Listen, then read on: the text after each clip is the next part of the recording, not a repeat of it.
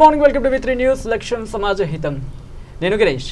వివిధ దినపత్రికలు వచ్చిన ప్రధాన వార్తలను క్లుప్తంగా తెలుపుతూ వార్తకి ఎటువంటి హడావిడి లేకుండా ప్రజలకు వార్తను మరింత చేరువచేసే దిశగా V3 న్యూస్లో కొనసాగుతున్న కార్యక్రమానికి స్వాగతం. ప్రధానంగా చూసుకున్నట్లయితే ఈరోజు కనుక బిల్లాడె కొడుకు హంజా హతం కానీ, అలాగే ఏదైతే ఒకే భాష హిందీ అంటూ ఏదైతే అమిత్ షా హోమ్ మినిస్టర్ అమిత్ షా గారు కమెంట్ చేస్తారో దాని గురించి, అలాగే ఏదైతే బడ్జెట్ సమావేశానికి సంబంధించి తెలంగాణ జరుగుతుందో దానికి సంబంధించి ప్రధాన వార్తగా ప్రతి దినపత్రిక ప్రచురించడం జరిగింది. అయితే దీనికి సంబంధించిన వచ్చిన ప్రధాన వార్తల్లో సంబంధించి, అలాగే ఏదైతే సెప్టెంబర్ 17 విమోచన దినోత్సవాన్ని సంబంధించి ఏదైతే జరుగుతుందో తెలంగాణలో జరుగుతుందో ఆ ఇష్యూ గురించి దాంతో మాట్లాడడానికి మనతో పాటు స్టూడియోలో ఉన్నారు బీజేపీ సీనియర్ నాయకులు స్వామిగౌడ్ గారు. వారితో అడిగి ఈరోజు పేపర్ ముచ్చట కార్యక్రమంలో ముచ్చట కొనసాగిద్దాం. సార్, పేపర్ ముచ్చట కార్యక్రమాన్ని నమస్కారం సార్. చూసుకున్నది కనుక సెప్టెంబర్ 17 విమోచన దినోత్సవం అనేది మనం గత కొన్ని రోజులుగా చూసుకున్నాం ఇష్యూ. సో దీనికి సంబంధించి బీజేపీ స్టాండ్ ఎలా ఉండబోతుంది, ఈ కార్యాచరణ ఎలా ఉండబోతుంది, ఏదైతే ఇప్పుడు సీఎం కేసీఆర్ చేస్తున్నారు దాన్ని ఎలా విశ్లేషించవచ్చు? ఈరోజు చూసినట్లయితే తెలంగాణ ఉద్యమంలో ఈరోజు ఉన్నటువంటి పరిస్థితుల్లో తెలంగాణ ఉద్యమంలో ఆ రోజు కేసీఆర్ మాట్లాడినటువంటి మాటలు ఏవైతున్నాయో ఆ మాటలను అతను నిలబెట్టుకోలేకపోతున్నాడు. ఇది ఒక హిస్టారికల్ ప్లేస్. హిస్టారికల్ ఉన్నటువంటి ఈ యొక్క సెప్టెంబర్ 17 మేము అధికారికంగా జరపమని చెప్పి మేము చెప్తా ఉన్నాం. అధికారికంగా ఆ రోజు ఉన్నటువంటి 6 సంవత్సరాల క్రితం కేసీఆర్ గారు మాట్లాడినటువంటి మాటలు ఈరోజు మనం వీడియో క్లిప్పింగ్ ద్వారా చూస్తే మనకు అర్థమవుతుంది. ఏ విధంగా మాట్లాడాడు ఒక రోషయ్య గారు, ఈ రోజు ఉన్నటువంటి ముఖ్యమంత్రి గారు మీకు ఎందుకు చేతగాలేదు, తెలంగాణ 17 సెప్టెంబర్ ఎందుకు జరపలేకపోతున్న విషయాన్ని ఆ రోజు గట్టిగా మాట్లాడిన వ్యక్తి కేసీఆర్. ఇలా రజాకారుల తొత్తుగా మాడినటువంటి ఇలా కేసీఆర్ ఎందుకు సెప్టెంబర్ 17 జరపట్లేదు. ఆ రోజు మేము 1998లో లాల్ కృష్ణ అద్వానీ గారిని తీసుకొచ్చి ఈరోజు ఆ రోజు ఉన్నటువంటి పరిస్థితుల్లో మేమందరం కూడా సెప్టెంబర్ 17 జరపాలనే ఉద్దేశంతో మేమందరం కూడా ఆ రోజు నుంచి ఈ రోజు వరకు కూడా ఉద్యమం ప్రారంభం చేస్తూ ఉన్నాం. ఉద్యమం ప్రారంభం చేసినప్పటి నుంచి కూడా ఈ రోజు వరకు కూడా మేము ఖచ్చితంగా సెప్టెంబర్ 17 జరపాలని చెప్పి మేము పోరాడుతూ ఉన్నాం. కేసీఆర్ ఏదైతే మాటలు చెప్పిండో అన్ని గారడి మాటలు, బోడిగ మాటలు చెప్పినటువంటి కేసీఆర్ ఈరోజు ఎందుకు జరపట్లేదు, ఇలా రజాకారుల తొత్తుగా మారినటువంటి కేసీఆర్ ఈరోజు ఎందుకు జరపట్లేదు 17 సెప్టెంబర్. ఒక ఎంఐఎంకు తొత్తుగా మారినటువంటి కేసీఆర్ ఈరోజు ఉన్నటువంటి పరిస్థితుల్లో ఈరోజు సెప్టెంబర్ 17 ఆత్మగౌరవం మాట్లాడిండు. ఎక్కడుందో ఆత్మగౌరవం ఆయనకు? ఆత్మగౌరవం ఈరోజు ఉన్నదా? ఎందుకు సెప్టెంబర్ 17 జరపట్లేదు? ఇవాళ ఉన్నటువంటి 1000 ఊరుల మర్రి, ఇవాళ ఉన్నటువంటి అక్షరధామం, అమరధామం, ఈ అదేవిధంగా దేవుని సంకీస, ఇలా ఉన్నటువంటి దాంట్లో వేలాది మందిని ఈరోజు మనం ఊచకోస కోసినటువంటి ఈ యొక్క రజాకారులు కాదా? రజాకారులకు ఆ రోజు నువ్వు వ్యతిరేకంగా మాట్లాడలేదా? ఈరోజు అధికారంలోకి వచ్చిన తర్వాత ఎందుకు మాట్లాడలేదని చెప్పి భారతీయ జనతా పార్టీ సూటిగా ప్రశ్నిస్తుంది ఆయన చెప్పి. రైట్. అంటే దీనికి సంబంధించి సెప్టెంబర్ విమోచన దినోత్సవం సంబంధించి ఊరిండే జెండాలు కానీ, సో ఈ కార్యక్రమంలో అంటే ఎలాంటి కార్యక్రమం ఉండబోతున్నాయి, ఎందుకు ఇంత సీరియస్గా మీరు నిన్న గవర్నర్ కూడా కలవడానికి జరిగింది. సో గవర్నర్ గారు కూడా స్టేట్మెంట్ ఇవ్వడం జరిగింది దానికి సంబంధించి. సో దీని మొత్తాన్ని ఎలా చూడొచ్చు, అంటే ఎందుకు ఇంత సీరియస్గా తీసుకుంటున్నారు సెప్టెంబర్ 15ని? బీజేపీ నుంచి స్టాండ్ ఎందుకు ఇంత సీరియస్గా ఉంది సార్? అంటే మాకున్నటువంటి పరిస్థితుల్లో ఆ రోజు విద్యాసాగర్ గారి నాయకత్వంలో ఈ యొక్క సెప్టెంబర్ 17ని మన హిస్టారికల్ స్వాతంత్రం మనకు వచ్చినటువంటి దాంట్లో అందరికీ కూడా స్వాతంత్రము ఆగస్టు 47లో వస్తే మనకు 13 నెలలు లేటుగా వచ్చింది. 1948లో మనకు స్వాతంత్రం వచ్చింది. ఆ స్వాతంత్రం వచ్చినప్పటికి కూడా మనం ఆ యొక్క హిస్టారికల్ ప్లేస్ని మనం ఎందుకు మర్చిపోవాలా? ఉన్నటువంటి దాంట్లో ఇలా అమరధామంలో ఎంతోమందిని కోసినటువంటి ఆ యొక్క ఉరులేసినటువంటి పరిస్థితి మనకి ఈరోజు కనిపిస్తూ ఉంటుంది. అట్లాంటి పరిస్థితులు ఎన్నో విధంగా ఉన్నాయి. అదేవిధంగా మేము భారతీయ జనతా పార్టీగా ఈ మధ్యలోనే మేము ఉన్నటువంటి దాంట్లో ఢిల్లీలో ఒక ఫోటో ఎగ్జిబిషన్ కూడా మేము ప్రారంభం చేసాం. గవర్నర్ని కూడా కలిసాం. ఈరోజు కొత్తగా చేస్తున్నటువంటి పోరాటం అదేం కాదు. మేము చేసేటటువంటి పోరాటం అనేక సంవత్సరాలుగా మనం ఆత్మగౌరవంగా ఉన్నటువంటి మనం అందరం కూడా తెలంగాణని మనకు స్వాతంత్రం జరుపుకోవడానికి ఎందుకు మనం వెనుకపోతూ ఉన్నాం. ఈరోజు మనకు జోనాఘట్లో ఉన్నటువంటి కర్ణాటకలో ఉన్నటువంటి 3 జిల్లాలను కూడా, ఇలా మహారాష్ట్రలో ఉన్నటువంటి కొన్ని జిల్లాలను కూడా ఈరోజు స్వాతంత్రంగా ప్రకటించినటువంటి స్వాతంత్ర దినోత్సవం జరుపుకుంటూ ఉంది కర్ణాటక కానీ, ఇలా మహారాష్ట్ర కానీ. ఇలా తెలంగాణలో ఉన్నటువంటి జిల్లాలను ఎందుకు కనపడలేదు? కొమరం భీం ఆత్మగౌరవాన్ని ఎందుకు మనం దెబ్బతీస్తూ ఉన్నాం? అదేవిధంగా హిస్టారికల్ ప్లేస్ ఉన్నటువంటి అనేక దేవుని సంకీసలో 100 మందిని ఆ రోజు ఒకే ఉన్నటువంటి బుల్లెట్ తోటి కొట్టేస్తే 100 మందిని చంపినటువంటి ఇలా దేవుని సంకీసలో ఇలా బతుకమ్మలు ఆడిపించినటువంటి, నగ్నంగా బతుకమ్మలు ఆడిపించిన రజాకారులకు వ్యతిరేకంగా మనం ఎందుకు మన హిస్టారికల్ ప్లేస్లో మన ఆత్మగౌరవాన్ని ఈరోజు స్వాతంత్ర సమరయోధులు అందరూ కూడా ఈరోజు ఆలోచన చేస్తూ ఉన్నారు. ఎందుకు ఈరోజు కేసీఆర్ ఆ విధంగా మాట్లాడిండు, ఈ విధంగా మాట్లాడిన కేసీఆర్ ఈరోజు ఎందుకు మాట తప్పుతా ఉన్నాడు, ఇచ్చిన మాటను ఎందుకు తప్పుకుంటున్నాడు అని చెప్పి ఇలా ప్రజలు తెలంగాణ వాదులు అందరూ కూడా ఏకమైనరు. మేము ఒక రౌండ్ టేబుల్ సమావేశాలు పెడుతున్నాం. గ్రామాన ఈరోజు తిరంగ జెండాలు ఎగరవేయాల, ఉన్నటువంటి తిరంగ జెండాలని ఉన్నటువంటి ఆ ఉత్సవాలని మనకైతే జరుపుకోవాలని చెప్పి భారతీయ జనతా పార్టీ సీరియస్గా ఉన్నది. మన ఆత్మగౌరవాన్ని నిలుపుకోవాలా. ఒకవేళ ఇతను కేసీఆర్ ఖచ్చితంగా మాట తప్పితే తనకు సరైన గుణపాఠం భారతీయ జనతా పార్టీ చెప్తుందని చెప్పి మీ ద్వారా తెలియజేస్తా ఉన్నాను. రైట్ సార్, చూసుకుంటే కనుక సిరిసిల్లలో బార్ అసోసియేషన్ మహేష్ గారు కూడా బీజేపీలో చేరిన తెలుస్తుంది. చూసుకున్నది కనుక ఒక ఉధృతమైన పర్ఫార్మెన్స్తో బీజేపీ ఈసారి టీఆర్ఎస్ ఢీకొట్టబోతుంది. లాస్ట్ టైం చూసుకున్నాం ఏదైతే ఎంపీ సీట్లో గెలుపులు కానీ, సో దీనికి సంబంధించి ఎలా ఉండబోతోంది మీ స్టాండ్? భారతీయ జనతా పార్టీ ఖచ్చితంగా ఈరోజు ఒక విధంగా చూస్తే తెలుగుదేశం ఏ విధంగా పరిస్థితి లేకుండా పోయింది. ఇలా కాంగ్రెస్ పరిస్థితి చూస్తే మనకంత దేశ ప్రజలందరికీ అర్థమవుతూ ఉంది. ఇలా కేసీఆర్ పాలన చూస్తే మనకు కేసీఆర్ ఈరోజు కనీసంగా జీతాలు ఇవ్వలేని పరిస్థితుల్లో ఉన్నటువంటి కేసీఆర్ ఇలా ప్రభుత్వం ప్రారంభమైంది. ఈరోజు కాంట్రాక్టర్ల విషయంలో కనీసంగా మార్జిన్ మనీ కట్టలేనటువంటి కాంట్రాక్టర్ల పరిస్థితి, మార్జిన్ అమౌంట్ ఇలా కాంట్రాక్టర్లు నిలుగా ఆగిపోయినంటే కారణం ఈరోజు మార్జిన్ అమౌంట్ కట్టలే. మార్జిన్ అమౌంట్ 27-28 వేల కోట్ల రూపాయలు కడితే ఈరోజు ఖచ్చితంగా ఈరోజు కాంట్రాక్టులు కానీ మనకు ప్రాజెక్టులు కానీ ముందు పోయే అవకాశం ఉంది. కానీ తప్పుడు ధోరణి వల్ల ఈరోజు కట్టలేకపోతుండు. ఖచ్చితంగా ప్రత్యామ్నాయంగా భారతీయ జనతా పార్టీ ఖచ్చితంగా అధికారంలోకి వస్తాము. ఉన్నటువంటి పరిస్థితుల్లో ప్రత్యామ్నాయంగా మేము అనట్లేదు, ఖచ్చితంగా మేము అధికారంలోకి వస్తాం. ఎందుకంటే ఉన్నటువంటి కేసీఆర్ చేస్తున్న తప్పుదారులు ఇలా ముఖ్యమంత్రి గారు చేస్తున్నటువంటి ఆయన పనుల విధానం వల్ల ఈరోజు మేము ఖచ్చితంగా భారతీయ జనతా పార్టీ అధికారంలో ఖచ్చితంగా వస్తాం. అధికారంలో వచ్చిన తర్వాతనైనా ఖచ్చితంగా ఇలా 17 సెప్టెంబర్ మేము అధికారికంగా నిర్వహిస్తాం. ఇలా ఉన్నటువంటి ఎంఐఎం పార్టీకి తలొగ్గినటువంటి కేసీఆర్ ఈరోజు మిగతా విషయాల్లో ఎందుకు తగలగొట్టలేదు. గతంలో అన్నాడు స్టీరింగ్ నా దగ్గరనే ఉంది, క్లచ్ నా దగ్గరనే ఉన్నటువంటి ఇలా ఎంఐఎం పార్టీ ఈరోజు టోటల్గా ఆయనకే అప్పచెప్పిండి. ఇలా ఎంఐఎం పార్టీకి అప్పచెప్పిండు. ప్రాజెక్టుల విషయానికి వచ్చేసినట్లయితే ఇలా ఉన్నటువంటి మిగతా ఆలోచన చేసినట్లయితే ఎక్కడ కూడా ప్రాజెక్టులు అసంపూర్ణంగా ఉంది, సంపూర్ణంగా ఎక్కడ కూడా కాలేదు. బడ్జెట్లో ఎక్కడ కూడా ఉన్నటువంటి అతని దగ్గర డబ్బులు లేవు ఇవ్వడానికి. ఈరోజు ఏ విధంగా డబ్బులు ఉన్నటువంటి వ్యక్తి ఏ విధంగా వీళ్ళకి ప్రభుత్వాన్ని నడుపుతాడో అర్థం కాని పరిస్థితులు. అందుకనే ఈరోజు కవులు, మేధావులు, రాజకీయ నాయకులు అందరూ కూడా ఇలా భారతీయ జనతా పార్టీ వైపు చూస్తూ ఉన్నారు. రైట్, 17 సెప్టెంబర్ 15 ఈరోజు ఆదివారం, సో సోమవారం, రేపు ఒక్కరోజు మాత్రం టైం ఉంది. 2 రోజుల టైంలో బీజేపీ నుంచి ఏదైతే దీనికి సంబంధించి ఏదైతే మీ పోరాటం ఉందో దానికి సంబంధించి ఎలా ఉధృతం కాబోతోంది, దీనికి సంబంధించి కార్యాచరణ ఎలా ఉండబోతుంది, ఒకవేళ 17 కనుక ఆయన ప్రకటించకపోతే దాని తర్వాత మీరు ఎటువంటి స్టెప్స్ తీసుకోబోతున్నారు? ఇంతకుముందు చెప్పినట్టు మేము ఉన్నటువంటి పటాన్ చెరువులో మేము సెప్టెంబర్ 17 రోజు పటాన్ చెరువులో బహిరంగ సభ పెట్టబోతున్నాం. ఆ బహిరంగ సభలో మా మంత్రి గారు, పార్లమెంట్ వ్యవహారాల మంత్రి అతను వస్తూ ఉన్నారు. అదేవిధంగా పటాన్ చెరువులో ఉన్నటువంటి ఆ చుట్టుపక్కల గ్రామాల నుంచి ఉన్నటువంటి దాంట్లో అందరూ కూడా ఆ యొక్క కార్యక్రమంలో పాల్గొనబోతున్నారు. అదేవిధంగా ప్రతి గ్రామంలో, ప్రతి డివిజన్లో, ప్రతి ఆఫీసుల ముందు ఈ యొక్క తిరంగ జెండా ఎగరేయాలని చెప్పి భారతీయ జనతా పార్టీ పిలుపునిస్తూ ఉంది. ఇలా తెలంగాణ కన్వీనర్గా నేను, ఇలా తెలంగాణ విమోచన కన్వీనర్గా నేను ప్రతి ఒక్క జిల్లాలో ఉన్నటువంటి ప్రతి ఒక్క గ్రామంలో ఉన్నటువంటి అందరికీ కూడా మేము విజ్ఞప్తి చేస్తూ ఉన్నాను. ఖచ్చితంగా తిరంగ జెండా ప్రతి గ్రామంలో, ప్రతి డివిజన్లో ఎగరవేసిన తర్వాత ఈ యొక్క కార్యక్రమానికి రావాలని చెప్పి మేము చేస్తూ ఉన్నాం. అదేవిధంగా మాకు కొన్ని టీములుగా బయలుదేరినటువంటి కొన్ని టీములుగా రేపు 15, 16 తేదీల్లో ఈరోజు రేపు ఉన్నటువంటి కార్యక్రమాల్లో అనేక మంది మా పార్లమెంట్ సభ్యులు కానీ, మా మిగతా ఉన్నటువంటి బీజేపీ నాయకులు కానీ, మిగతా ఉన్నటువంటి అందరూ కూడా పెద్దలు కూడా ఒక టీమ్గా బయలుదేరి హిస్టారికల్ ప్లేస్లలో ఈ 2 రోజులుగా విశిష్టంగా పర్యటిస్తూ ఉన్నారు. ఆ హిస్టారికల్ ప్లేస్లో ఉన్నటువంటి బహిరంగ సభలు పెట్టేసి ఆ ఉన్నటువంటి అమరవీరులకు ఆ యొక్క శ్రద్ధాంజలి ఘటించి అక్కడి నుంచి బయలుదేరి ఆ యొక్క పటాన్ చెరువులో జరిగేటటువంటి బహిరంగ సభని మేము ఆ యొక్క బహిరంగ సభ ద్వారా కేసీఆర్కు బుద్ధి చెప్పే విధంగా మేము ప్రయత్నం చేస్తాం. ఒకవేళ కేసీఆర్ రేపు సెప్టెంబర్ 17కి ఇప్పుడు కూడా టైం ఉంది, ఆయన ప్రకటించకపోయినట్లయితే ఖచ్చితంగా మేము అధికారంలోకి వస్తాము. భారతీయ జనతా పార్టీ సెప్టెంబర్ 17ని అధికారికంగా జరిపిస్తూ ఉంది. రైట్ సార్, చూసుకుంటే కనుక ఢిల్లీకి గవర్నర్ తమిళిసై ఈరోజు వెళ్ళబోతున్నారు. తెలంగాణ గవర్నర్ ఉపరాష్ట్రపతిని కలుస్తున్నట్టు మనకు తెలుస్తుంది.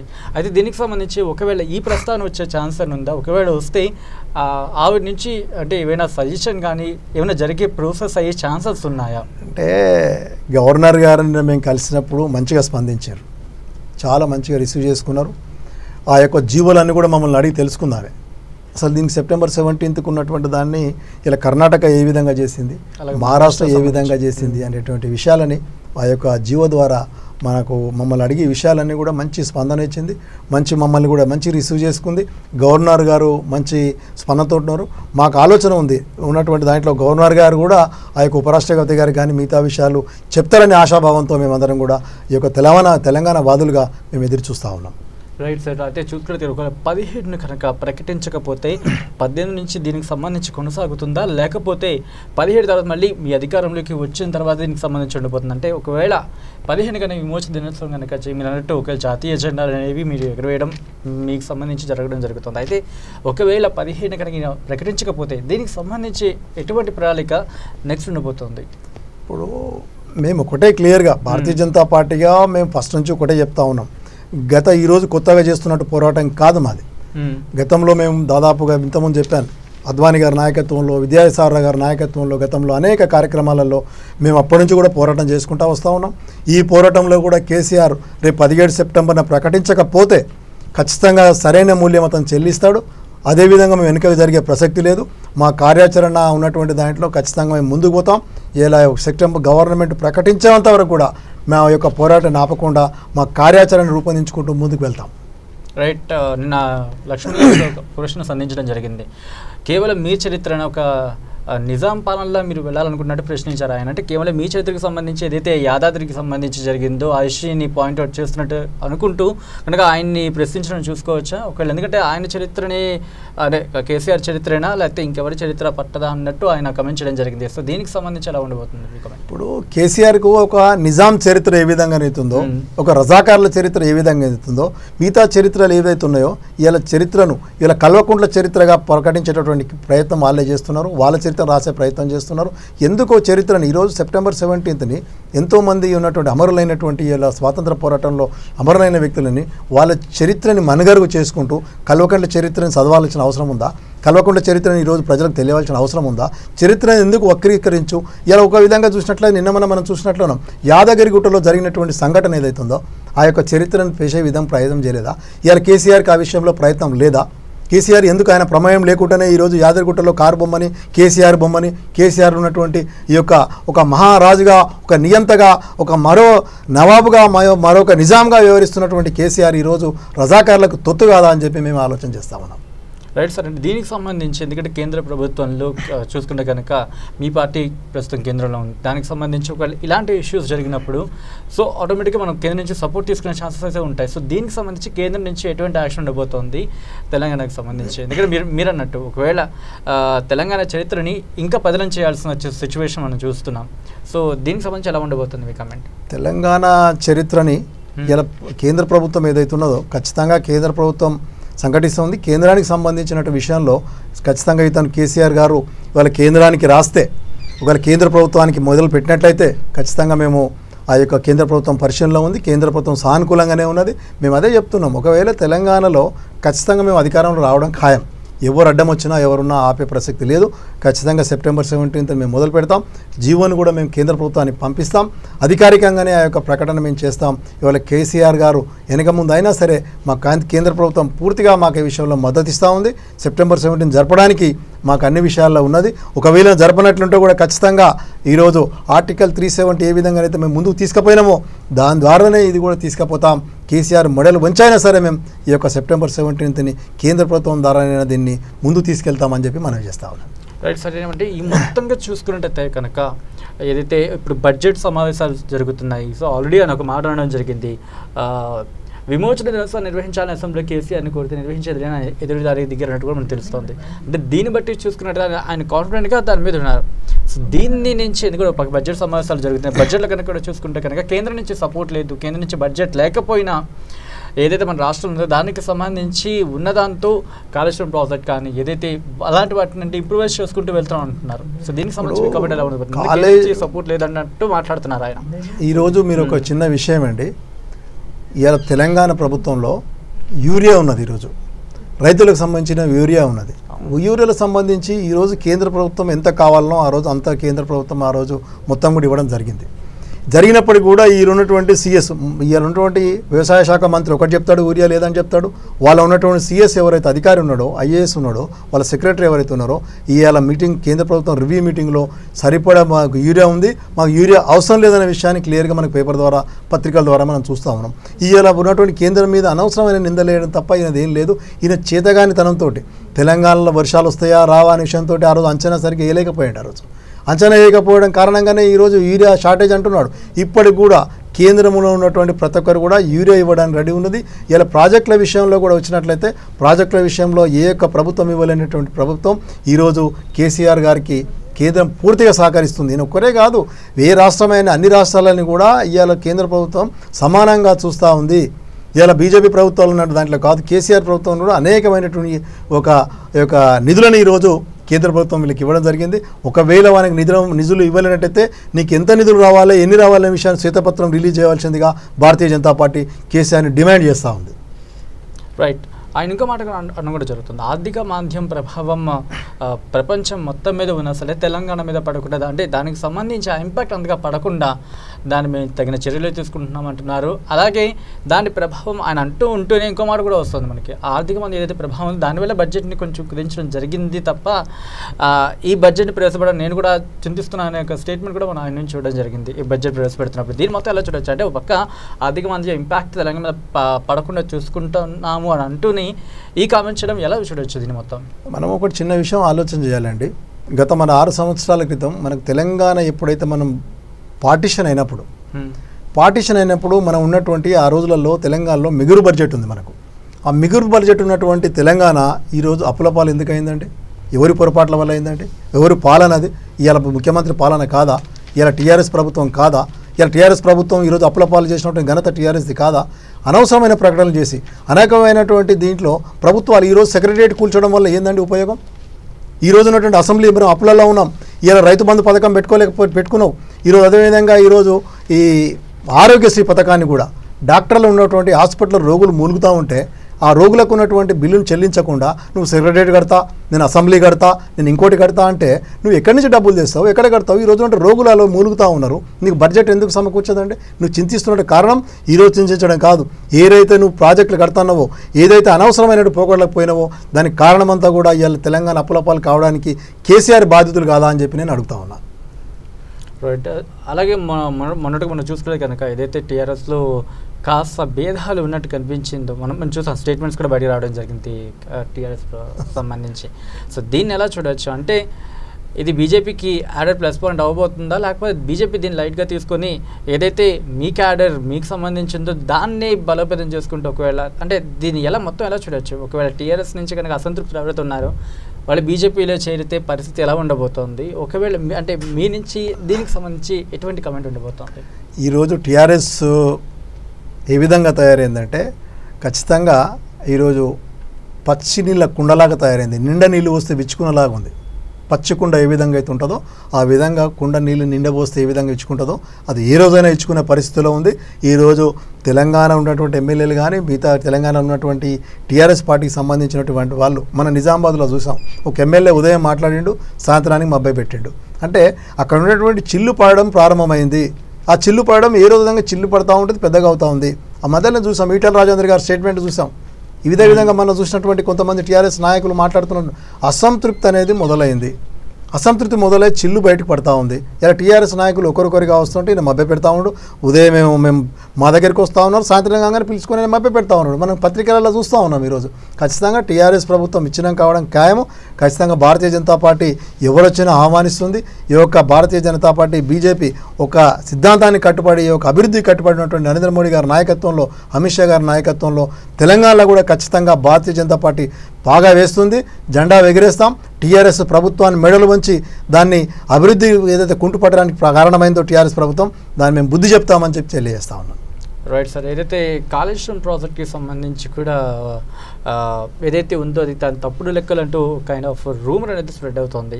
సో దీనికి సంబంధించి కాళేశ్వరం ప్రాజెక్ట్కి సంబంధించి కేంద్రం ఎటువంటి సహాయం చేయలేదు ఆయన అన్న మాట కూడా అదే. సో దీనికి సంబంధించి ఎలా ఉండబోతోంది అంటే, ప్రాజెక్టులకి ఏదైతే ఇలాంటి భారీ ప్రాజెక్టులకి కేంద్ర సహాయం చేస్తే ఇంకా ఉపయోగపడే సిచ్యువేషన్ ఉంటుంది కదా అంటూ ఒక కమెంట్ చేస్తూనే దీనికి సంబంధించి మాట్లాడడం జరుగుతుంది. అంటే కేంద్రం నుంచి నిజంగానే సపోర్ట్ ఉండట్లేదా, లేకపోతే ఉండి ఎలాంటి కమెంట్స్ వినాల్సి వస్తుందా? ఇప్పుడు ఉదాహరణ తీసుకున్నట్లయితే కాళేశ్వరం ప్రాజెక్టు విషయం వచ్చిన నిధులని కూడా వేరే విధంగా ఎందుకు నువ్వు డైవర్ట్ చేస్తూ ఉన్నావు?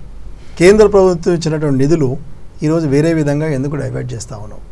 నీకు ఉన్నటువంటి దాంట్లో అనేకమైనటువంటి ప్రాజెక్టులకు మీరు డబ్బులు ఇస్తే ఉన్నటువంటి ప్రాజెక్టులకు ఇచ్చినటువంటి డబ్బులని ఏ విధంగా నువ్వు వేరే ఖర్చులు పెట్టుకొని ప్రాజెక్టులకు ఈరోజు కాళేశ్వరం ప్రాజెక్టు కానీ మిగతా ఉన్నటువంటి పోలవరం ప్రాజెక్టులకు కానీ కేంద్రం ఖచ్చితంగా సహాయాన్ని అందించింది.